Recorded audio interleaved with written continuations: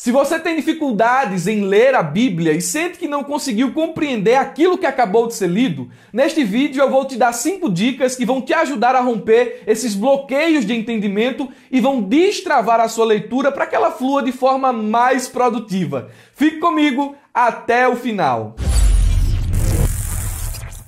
Meus irmãos, quero cumprimentá-los com a paz do Senhor Jesus. Como é que vocês estão? Está tudo bem? Este é o nosso encontro semanal, onde conversamos sobre o pregador e a pregação. E hoje o meu objetivo é te dar 5 dicas que vão te ajudar a destravar a sua leitura bíblica para que ela flua de forma mais produtiva. Muita gente tem aquela dúvida, tem aquele questionamento de dizer assim: de que adianta ler se eu não entendo? Eu até me esforço, mas não consigo compreender o que está escrito.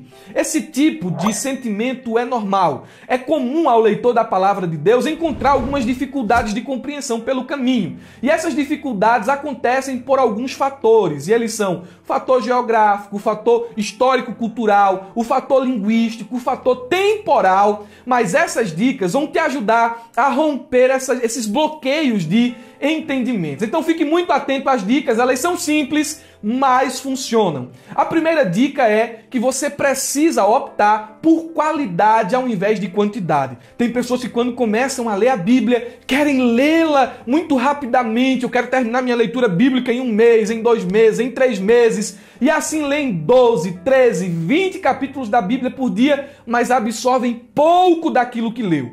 Mais vale um capítulo bem entendido do que toda a Bíblia lida sem uma compreensão. Então não tenha pressa na sua leitura. O leitor apressado é leitor preguiçoso. Se você tem tempo para ler só um capítulo da Bíblia por dia, leia aquele capítulo bem lido. O trabalho feito com calma, o trabalho feito devagar, ele é mais produtivo do que aquele que é feito apressadamente. Então é a primeira dica que eu lhe dou. A segunda dica que você precisa receber nesse momento para que a sua leitura bíblica seja mais produtiva é uma das mais importantes. Procure uma tradução cuja linguagem seja contemporânea.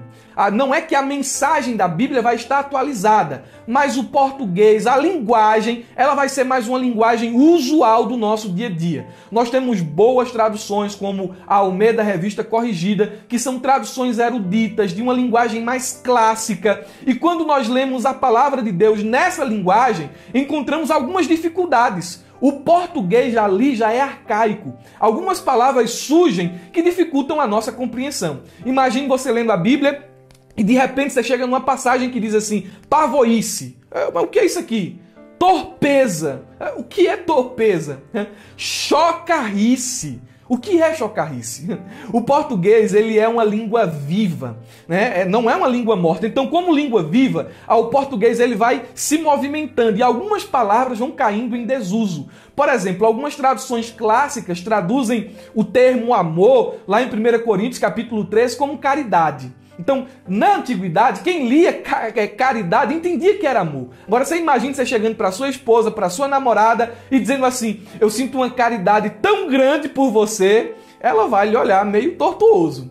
Então, há esses aspectos linguísticos que podem ser vencidos justamente pelo uso de uma tradução mais contemporânea. Você pode utilizar a versão NVI, que é uma tradução fenomenal. Para mim, talvez seja a melhor tradução que nós temos em português. Você pode utilizar a versão NVT, que também é uma tradução da Bíblia. Agora, tenha cuidado com as paráfrases, que são Bíblia Viva, Bíblia NTLH, Bíblia A Mensagem. Opte por essas traduções cuja linguagem ela é mais acessível. Alguns pesos e medidas já vêm convertidos nessa linguagem. Às vezes você está ali na linguagem clássica, aí você vê lá o côvado, um talento, uma quantidade de efa. O que é isso aqui?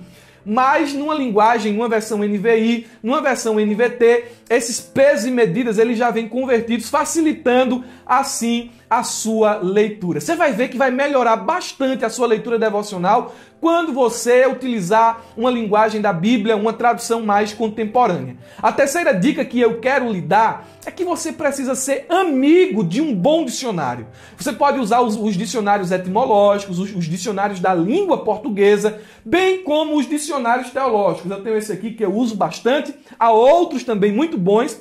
Eu uso esse J.D. Douglas, né? O dicionário da Bíblia, um dicionário teológico publicado pela editora Vida Nova. Você vai utilizar aqui esses dicionários quando se deparar com algumas palavras cuja compreensão ficou um pouco obscura. Ou quando você quiser ir mais além, quando você quiser obter mais informação de um texto bíblico, você pode utilizar um dicionário. A quarta dica que eu quero lhe dar, e essa também é muito importante, não troque a Bíblia, o livro físico, pelo digital.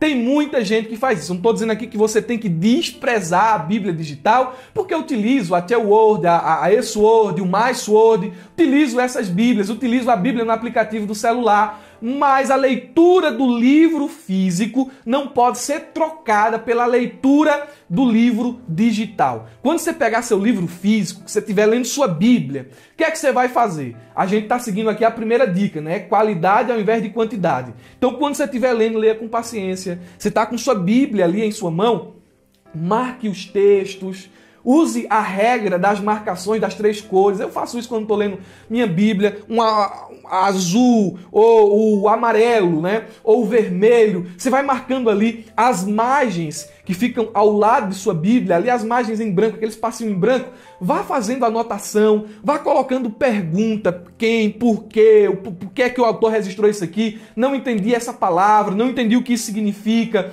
Aquilo que você recebe ali na hora do Espírito Santo, anote também, porque isso vai fazer com que a sua leitura bíblica seja mais produtiva. Então não troque o livro físico pelo digital. E quando você estiver lendo sua Bíblia, não tenha medo de marcar. Marque, anote, rabisque e faça ali as suas anotações, porque quando você anota, você consegue reter mais aquilo que você está lendo. E a última dica que eu quero lhe dar, a fim de que sua leitura bíblica seja mais produtiva, é que você precisa também, às vezes, recorrer a materiais literários que vão te ajudar e complementar o seu conhecimento acerca das Escrituras. Procure bons livros. Não tenha preguiça de ser um leitor ativo. Leia bastante a palavra de Deus, mas também leia materiais complementares. Agora, siga aquela dica de Spurgeon, né? Você vai passear por bons livros, mas morar na Bíblia. Por que é importante a leitura de um comentário bíblico? Por exemplo, eu tenho esse comentário aqui